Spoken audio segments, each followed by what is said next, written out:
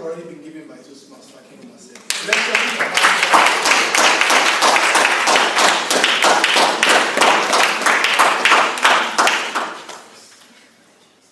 Good morning, Toastmasters and guests.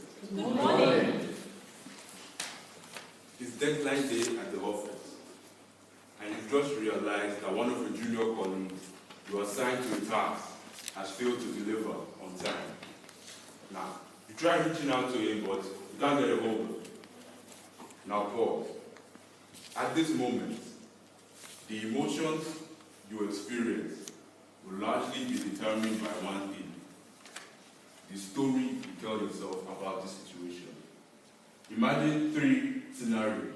1, you tell yourself that this guy has refused, couldn't deliver because he just doesn't want to. 2, you tell yourself that maybe he couldn't deliver because he has too much on his plate.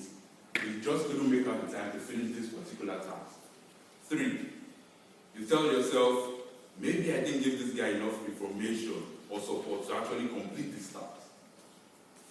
3 different stories for one situation that would ultimately lead to 3 different emotions.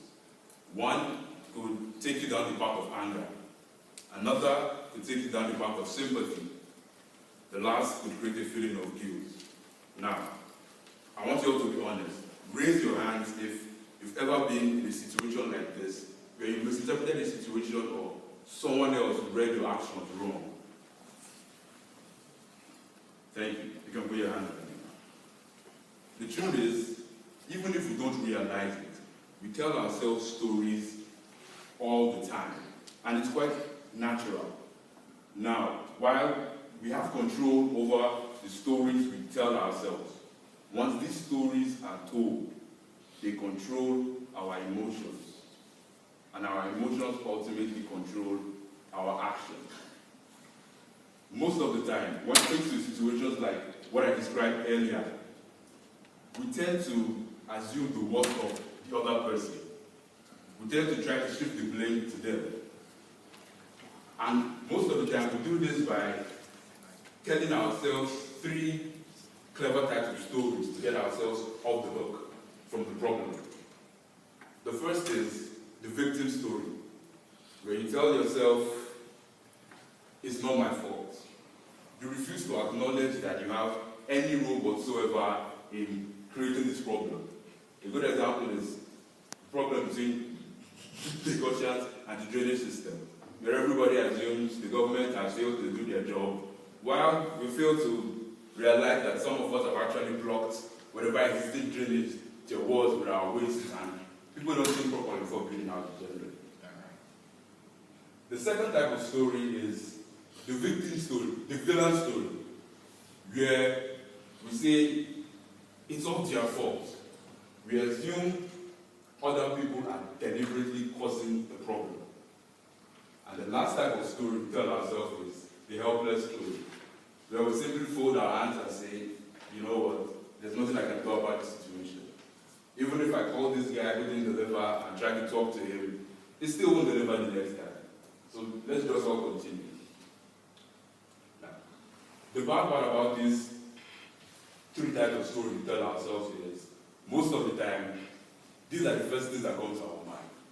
But the good part is, there's a solution. You can avoid telling yourself this type of stories in situations by simply asking the right questions. The victim story. You can move from that point where you say, it's not my fault, by simply asking yourself, what am I pretending not to notice about my role in this problem? When you ask that question, you begin to try to solve the problem by first assuming that you could actually be contributing to it. 2, the villain story. You could move from telling yourself this type of story by simply trying to humanize other people, by asking a very simple question. Why would a rational, decent, and reasonable person act this way?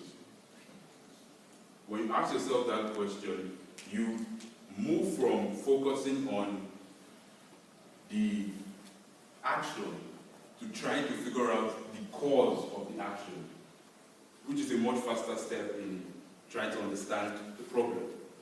And I'm sure if my fellow Arsenal fans ask ourselves this question, why would a reasonable, rational, and decent coach not want to spend money signing players? A lot of us will feel less angry with the club. And the last part is the helpless story we tell ourselves.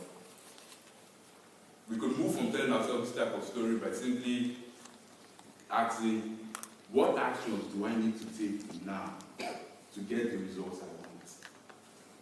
Instead of saying, I can't do anything about it, what can I do right now to get the results I want? Instead of assuming this person will never deliver, ask, what can I do right now to get this result and to get him to act the way I want? I want us all to remember from today that any set of facts can ultimately lead to an infinite number of stories. And the stories we tell ourselves control our emotions, which control our actions.